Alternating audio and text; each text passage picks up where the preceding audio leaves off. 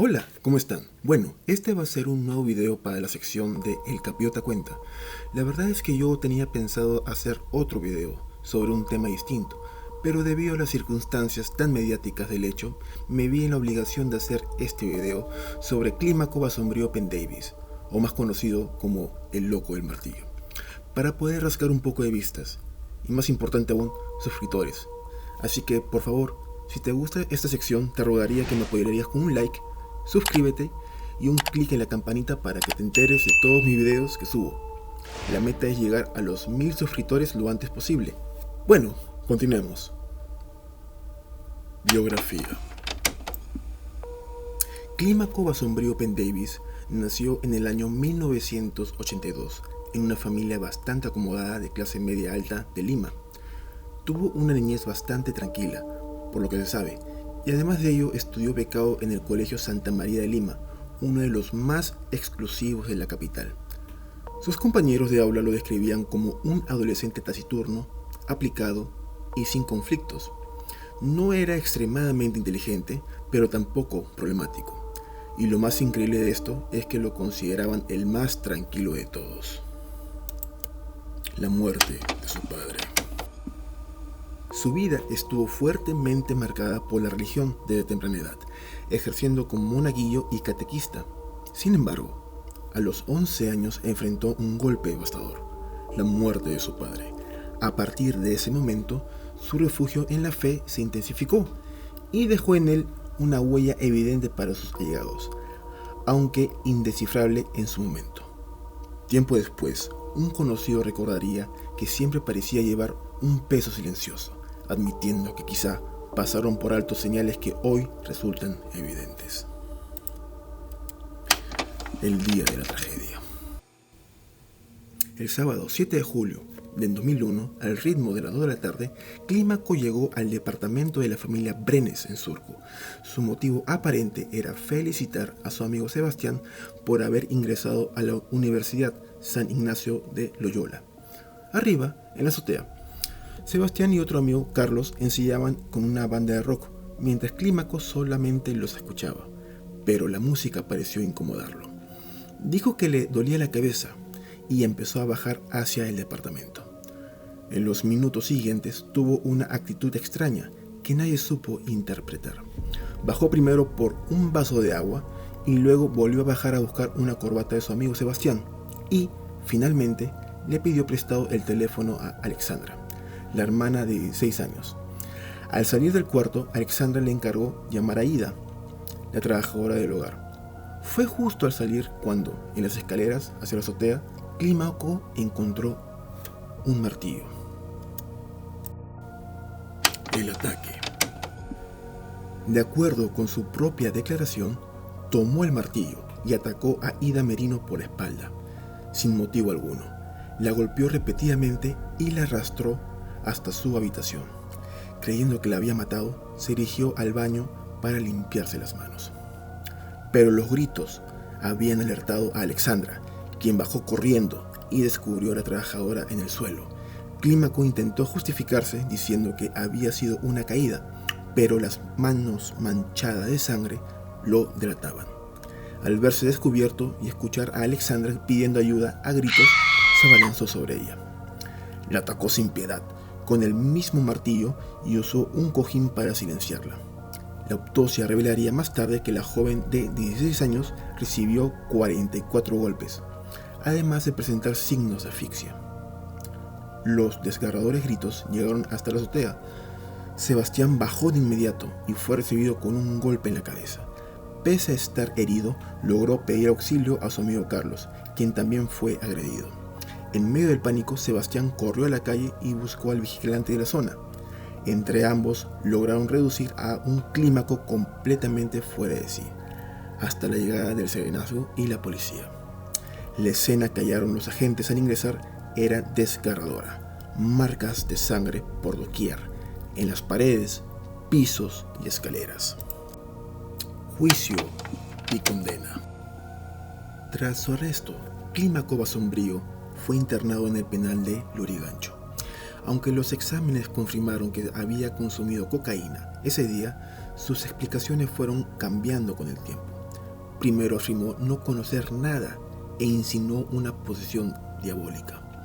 Luego, en el juicio, acusó a sus amigos de haberlo drogado a traición. Una versión que los análisis toxicológicos descartaron por completo. Durante casi 2 años de proceso judicial, su defensa buscó declararlo inimputable por problemas mentales. Sin embargo, los peritajes psicológicos fueron contundentes. Clímaco era plenamente consciente de la gravedad de sus actos. Además, las investigaciones determinaron que llevó consigo guantes, una soga y el propio martillo, revelando un nivel de premeditación escalofriante. Finalmente, en febrero del 2003, fue condenado a 20 años de prisión por homicidio calificado, tentativa de homicidio y lesiones graves. Una pena menor a los 25 años que pedía la Fiscalía debido a atenuantes como su edad y el estado alterado en el que actuó. Meses después, la Corte Suprema ratificó la condena y elevó la reparación civil para Ida Merino a 400.000 soles, reconociendo las profundas secuelas físicas que el ataque le dejó de por vida. La deuda jamás fue pagada. La indemnización para Ida Merino terminó siendo una burla. Para el 2005, Basombrío solamente habría abonado 170 soles de los 400.000 fijados por la ley. Su defensa alegó que pagaría al salir libre, pero esa promesa jamás se cumplió. El 8 de julio de 2021, tras cumplir íntegramente sus 20 años de prisión, salió en libertad. La reparación civil nunca se saldó. Las víctimas, 25 años después. El impacto de la tragedia dispersó por completo a los sobrevivientes. La familia de Alexandra decidió mudarse a Estados Unidos para intentar rehacer su vida. Y Sebastián, tras pasar 10 días hospitalizado, también abandonó el país durante el proceso judicial. Para Ida Merino, el ataque dejó marcas indelebles. Años después, en 2014, sufrió una grave crisis de epilepsia provocada por los traumatismos de aquella tarde, lo que le causó un parto prematuro. Sin haber recibido la reparación civil, tuvo que costear su tratamiento sola y dependió durante años del apoyo de sus familiares, pasando de casa en casa para poder salir adelante. El loco de martillo en la actualidad. Y bueno, hago este video debido al último reportaje que hizo Día D sobre este sujeto, donde Karina Aliaga, reportera de este programa, hizo una entrevista al loco del martillo. Aquí le pongo el video. Por favor, Día D, no me denuncien el video, por favor. Miren, solamente me ven 4 gatos. Miren cuántos sostengo. Le dejo el link al reportaje en los comentarios fijados. Por favor, no me denuncien, se lo suplico. Bueno, sigamos con la historia. Bueno, hago esta pausa para hacerles recordar que por favor se suscriban, ya, darles ahí, haz un poco de esfuerzo, mueve el dedo, ya. Clic en el like, suscríbete y en la campanita, por favor, ya. Solamente para recordarte, chao, bebito. Ida Merino se casó en el año 2013 con Víctor Valdivia, un carpintero de 65 años con quien tuvo una niña que hoy no puede estar bajo su cuidado. Ella vive en una precaria vivienda en Independencia y ha sido declarada con discapacidad de conducta, de comunicación, locomoción y destreza. Y requiere de asistencia de otra persona. ¿Usted lo perdona? ¿Lo ha perdonado a Clímaco? Yo lo perdoné y lo salvé con amor. Yo estoy en mi aposento alto con Katy Lucerito y estoy con Katycita Lucerita. Katy es su hijita. Sí, son bastantes almas, que están saliendo un montón de almas. Mientras la sobreviviente de Clímaco no hace las terapias que su condición requiere, pues no tiene dinero ni para su tratamiento, Clímaco en la actualidad conduce el auto de un familiar. Esta semana, y mientras muchos se preguntaban desde hace años qué había sido de su vida, encontramos por fin a Clímaco Basombrío Pendavis, cuando retornaba de hacer compras, ingresando a su domicilio en un acomodado distrito de Lima. pero solamente quería saber qué ha sido de ti en todo este tiempo. Han pasado 20 años. ¿Estás trabajando? He salido, estoy en el sur haciendo mesas. Pero te veo muy bien. O sea, ¿me permites un segundo para conversar? No me interesa. Yo sé que no te interesa, pero en realidad tú nunca escuchamos un perdón. Jamás escuchamos un perdón. Porque no se puede una juicio. ¿Podríamos conversar un minuto, por favor? Hoy, con varios kilos de más y con un abultado y canoso cabello, vemos que no ha perdido esa mirada intensa y penetrante. Al verlo, primero se mostró amigable, pero en segundos su actitud cambió y de la calma pasó a recriminar nuestra presencia. Clímaco, ¿estás trabajando ahorita? ¿Quieres que te diga algo? Sí. Clímaco, Clímaco, ¿podemos hablar un minuto? ¿Puedes calmarte? No es la forma. Pero, ¿dónde estaba Clímaco todo este tiempo? Los registros de migraciones nos muestran que en el año 2022, tras salir en libertad, hizo un breve viaje a México y retornó a los pocos días. Años antes, mientras pagaba su condena, Giovanna Argandoña fue la única periodista que lo visitó en el penal de Lurigancho y logró que su programa entrevistara a Basombrío Pendavis. La comunicadora nos muestra hoy en exclusiva las fotografías que pudo registrar en la celda del entonces apodado Loco del Martillo. Yo le había dicho. Análisis del Loco del Martillo. Bueno, uno de los posibles diagnósticos es que este sujeto padezca de lo que es el denominado trastorno de personalidad antisocial, TPA. Y dentro de este diagnóstico se puede agrupar un par de conceptos interesantes que se escucha bastante, lo que es la sociopatía y la psicopatía. Cabe recalcar que estos dos conceptos no son diagnósticos oficiales, pero construyen ciertas características de la personalidad de estas personas y que suelen tener ciertas diferencias. La sociopatía. Vuelvo a repetir, estos conceptos, tanto la sociopatía como la psicopatía, no son diagnósticos oficiales en sí, sino que son características que se engloban dentro del trastorno de personalidad antisocial, que dentro de la clasificación internacional de enfermedades, el CIE, el trastorno de la personalidad antisocial se clasifica como el F60.2 en la CIE 10, bajo el nombre de trastorno disocial de la personalidad.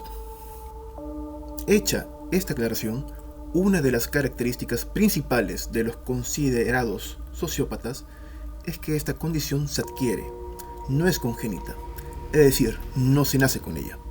En la gran mayoría de los casos se desarrolla por haber crecido en entornos familiares muy disfuncionales. Quienes la presentan tienen una empatía casi nula, son personas extremadamente impulsivas y muestran un desprecio total por las normas. Y cabe recalcar que dije que sienten empatía, algo que los psicópatas primarios son incapaces de sentir. La psicopatía. La principal característica de los rasgos que tienen estos pacientes es que este trastorno de comportamiento es congénito, es decir, nacen con esa condición. Y los denominados psicópatas primarios tienen ciertas alteraciones estructurales dentro del cerebro, lo que hace que su comportamiento no solamente esté mediado por el contexto en donde se desarrollan, sino que también es causado por alteraciones estructurales cerebrales, las cuales mencionaré a continuación. Las principales alteraciones se encuentran en el sistema límbico, que procesa las emociones, y la corteza prefrontal, que regula la conducta y el juicio. Estas anomalías impiden la conexión normal entre lo que sienten y lo que piensan. A nivel neurológico, las estructuras más afectadas o con menor volumen y actividad son la amígdala cerebral. Esta presenta una reducción de volumen y menor actividad. Esto altera el procesamiento del miedo y de la ansiedad y explica la incapacidad de registrar el sufrimiento ajeno, déficit de empatía. Probablemente pensarás que esto sería un superpoder, que sería maravilloso no tener que experimentar la ansiedad en momentos de tensión y tener la capacidad de tomar las mejores decisiones en los momentos más críticos. Pero déjame decirte que estas alteraciones estructurales son un serio problema evolutivo, debido a que el miedo ha sido una característica clave para la supervivencia del hombre hasta el día de hoy. Y al no tener esta capacidad, estas personas pueden tomar decisiones extremadamente arriesgadas que pongan en riesgo su integridad y más aún a las personas que los rodean. Estas alteraciones estructurales son las que impiden que un psicópata primario pueda tener la capacidad de sentir empatía. Y esto es lo más peligroso, porque ellos tienen la capacidad de entender fríamente cómo te sientes, si te encuentras feliz o triste, pero son incapaces de extrapolar esos sentimientos hacia ellos mismos, lo que le da una capacidad de poder manipular a las personas en los momentos más vulnerables. Otra de las características es que estos pacientes tienen la necesidad patológica de querer aprovecharse de los demás, ser el centro de atención y sentirse superiores. Es decir, muchos de ellos son narcisistas, lo que los hace mucho más peligrosos, porque además de ello, muchos de ellos tienen un carisma superficial que pueden atraer a las personas. Uno de los psicópatas más conocidos son Ted Bundy, Dennis Rader, también conocido como BTK, y uno de los casos más extremos que considero yo es el de Uday Hussein, quien fue hijo de Saddam Hussein, quien fue mundialmente conocido por su sadismo. Ahora bien, ¿quiere decir esto que todas las personas con esta condición son siempre un peligro para la sociedad? La respuesta es un rotundo no. Esto depende en gran medida del entorno en el que se desarrollen. Tomemos el ejemplo de Uday Hussein. Además de que muy probablemente nació con estas alteraciones estructurales, desde niño su padre lo obligaba a presenciar torturas a disidentes políticos para curtirlo. Esta exposición violenta agudizó su cuadro y, sumado a ello, los aberrantes crímenes que cometía jamás tuvieron consecuencias reales bajo el régimen de su padre. En cambio, si estas personas crecen en un ambiente funcional, donde sus malas acciones sí tienen consecuencias reales, tendrán a evitar estas conductas destructivas, ya que entienden perfectamente que no quedarán impunes. De hecho, muchos de ellos pueden llegar a ocupar puestos de gran poder, como CEOs de grandes empresas o altos cargos de Estado, como presidentes. A ellos se les conoce como psicópatas integrados o subclínicos. Sin embargo, esto no cura, entre comillas, su condición. Jamás serán capaces de sentir empatía real y siempre mantendrán un carisma superficial. Conclusiones. Bueno, entonces para esta parte o esta sección del video voy a cambiar el formato, ¿no? Voy a dejar de leer mi guión y voy a improvisar, ¿no? Como el formato de El Capiroto Opina.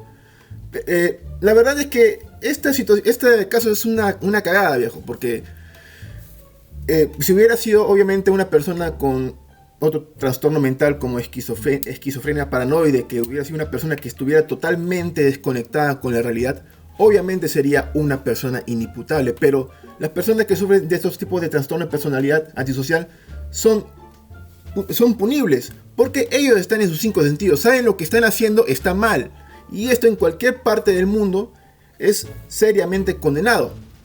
Al menos en un país medianamente civilizado como Estados Unidos, este miserable se hubiera comido una cadena perpetua. Y eso, porque los fiscales, dependiendo del estado, hubieran peleado por una pena de muerte.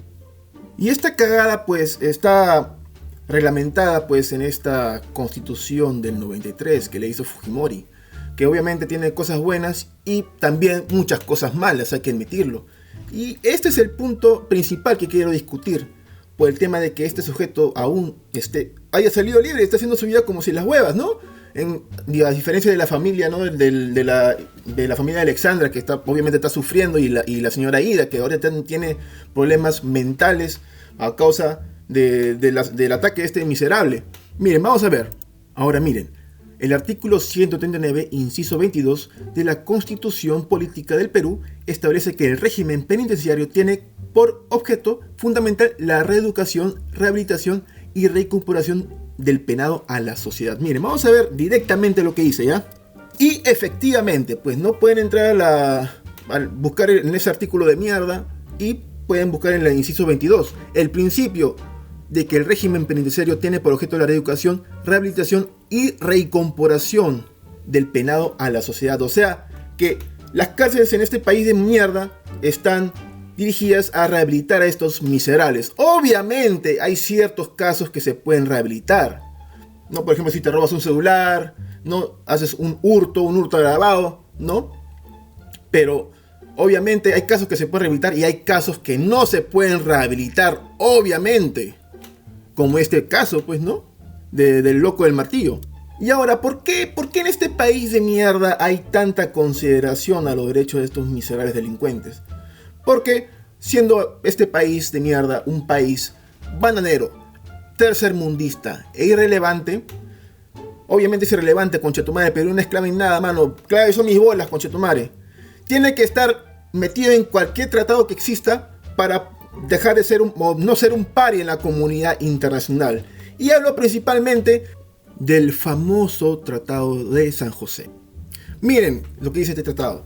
El Tratado de San José es en realidad la Convención Americana sobre los Derechos Humanos, o Derechos Humanos, también llamado Pacto de San José de Costa Rica. Fue suscrito en el 22 de noviembre de 1969. Este tratado internacional más importante del continente para proteger y promover los derechos humanos. Este pacto compromete a los estados firmantes, incluido este país de mierda, Perú, a garantizar las libertades civiles y políticas, como el derecho a la vida, a la integridad personal, a la igualdad ante la ley y a las garantías judiciales. ¡Ay, Dios mío, qué lindo, mano! Me está escribiendo un paraíso. Concha tu madre. Pero obviamente en la práctica esto es muy distinto, y esto favorece mucho más a los delincuentes que a las personas de a pie, de bien, como nosotros, pues, ¿no? Y miren estos países que no son parte de esta cojubez de los derechos humanos. Y miren cómo les va. Estados Unidos nunca ratificó este tratado. Y mira cómo le va. China es una potencia mundial. Obviamente no pertenece a la OEA, pero ahí existe la pena de muerte. Y miren cómo les va. Israel igualmente. No pertenece a la OEA, es un país que está lejos, pero no está firmando estas cojubeces de derechos humanos. Y es un país que es una potencia militar y tecnológica, y tiene menos de 100 años de existencia. A diferencia de este país de mierda que es Perú, que tiene más de 200 años de existencia y siempre estuvo en la mierda, cojudo. O sea, ¿de qué chucha han servido estos tratados de mierda, cojudo? Para ni mierda, weón. Solamente para que estos delincuentes miserables, como el basombrío salga a la libertad como si no hubiera pagado nada, ¿no? Él bien feliz se viaja a México, se pasea por las calles de Lima, ¿no? Pero ¿qué pasó con su familia? ¿Acaso qué pasó con los derechos humanos de Ida? Que ni siquiera le pagó su reparación civil. ¿Qué pasó con los derechos humanos de Alexandra? ¿Ah? Este país es una mierda, cojudo. Es una reverenda cagada. Y la verdad es que no espero muchas cosas buenas de la China esta cae de plato, pero bueno, es lo que votaron los miserables idiotas con derecho al voto en primera vuelta. Pues, ¿qué se puede esperar? Pero adivinen qué. Adivinen quién. ¿Quiénes son los principales miserables que apoyan esta rehabilitación de los presos? Miren, aquí les presento en la pantalla. Aquí pueden ver, principalmente, son dos. El miserable de Bailey y el asqueroso del Cifuentes. He hecho un video con respecto a ese tema, pues no pueden ver aquí en la pestañita que va a salir por un lado de la pantalla. Cuando aprenda a poner la pestañita, ahí va a salir. Pueden ir directo al video. Pero estos dos son los principales miserables que apoyan el derecho de reinserción de los delincuentes. ¿Cómo chucha un delincuente que ha matado a martillazos a una niña y a una señora que le ha dejado minusválida va a tener derecho a reinserción? Estas miserables no tienen derecho a reinserción. Miren la cara de este loco de mierda. Miren, ¿acaso tú crees que este loco, mira, se va reinsertado, está rehabilitado? Obviamente no, cojudo. Obviamente no. Y miren, cuando hice este video, salieron los principales chupapingas a defender a Marcos Cifuentes. Miren estos miserables. Miren. Ahí están, mírenlos. Miren esos comentarios defendiendo al asqueroso de Cifuentes. Voy a mostrar las pestañitas de nuevo, ya para que entren al video y le den su cariñito a estos miserables. Pero bueno, esto fue el Capiota Cuenta. Si has llegado hasta acá, muchas gracias. Por favor, dale clic al me gusta, suscríbete. Tengo que llegar a los 1000 suscriptores lo más antes posible. Y un clic a la campanita para que te lleguen las notificaciones de los últimos videos que hago, pues, ¿no? Chao, bebito. ¡Mua! Puta madre, ahora tengo que editar toda esta weá. Ay, mi culo.